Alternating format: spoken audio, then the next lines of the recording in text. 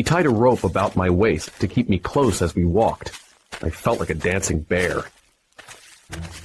We all set out, even the fellow with the head wound, carrying picks, shovels, and supplies to the shore boats. The pirates and I got in, and as the boats moved along the shoreline, Mary and Morgan discussed the... We'd proceeded about half a mile when, suddenly, one of the men cried out, as if in terror. Everyone ran in the direction of the screams. He can't have found the treasure, Morgan said, hurrying past us. We soon saw the cause of the man's terror. At the base of a big pine tree was a human skeleton, with a few shreds of clothing still attached. A chill struck every heart. He was a seaman, George Merry stated, examining the rags. This is good sailor's cloth.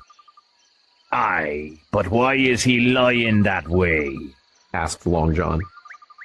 The man's bones lay perfectly straight, his feet pointing in one direction, his hands raised above his head, pointing in the opposite. Ah, I know. Here's the compass, George, Long John said. There's the point of Skeleton Island, sticking out like a tooth. Just take a bearing along the line of the bones. George Merry took the bearing. The body points straight in the direction of the island, and the compass reads east-southeast and by east. It's a pointer! Long John shouted. All of a sudden, a thin, high, trembling voice struck up a well-known tune. 15 men on a dead man's chest, yo-ho-ho, and a bottle of rum. The song stopped as suddenly as it began. Instantly, the color drained from every pirate's face. Two leaped to their feet, and the man with the bandaged head grabbed at the pirate next to him in fear. Tom Morgan crawled on the ground, trying to find a place to hide. It's Flint, George Merry cried. His ghost walks! Come now, this won't do, croaked Long John, struggling to get the words out with ashen lips. I don't recognize the voice, but someone's trying to scare us. Someone who's flesh and blood. Long John's courage came back as he spoke, and the others nodded, less fearful now. Their spirits soared, and the pirates grabbed their tools and started off again. George Merry led with the compass to keep them on the right course. But Dick, who was very scared and feeling more ill from his malaria, still held his Bible. You spoiled your Bible.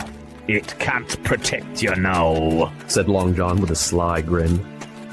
All of us started walking downhill through the pines, great and small. 2 of these tall trees are wrong by the compass bearings, Long John said. But that 3rd tree is tall enough. Almost 200 feet.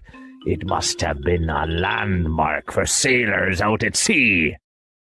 The thought of the treasure erased their fear, and they started to run. A whole lifetime of riches and pleasure lay waiting for them.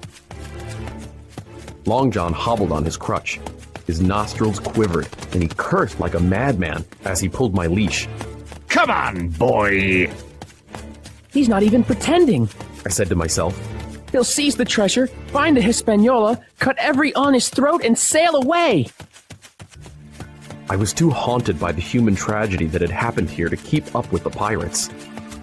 How this peaceful place must have echoed with screams, I thought. Long John jerked the rope again and gave me another murderous look. Dick dropped farther behind as his fever got worse. We were now at the edge of the woods. Hurry, mates! Run! George Merry shouted up ahead. And suddenly, not 10 yards further, the men stopped, and a low cry arose. Long John doubled his pace, pounding through the dirt with his crutch until finally, he and I came to a dead halt as we joined the others before a huge hole. It's old, I thought. The sides have fallen in, and grass is growing on the bottom. Then I saw a broken pick and the boards of several packing cases. One board was branded Walrus, the name of Flint's ship. George Merry choked. Someone beat us to it! The treasure's gone!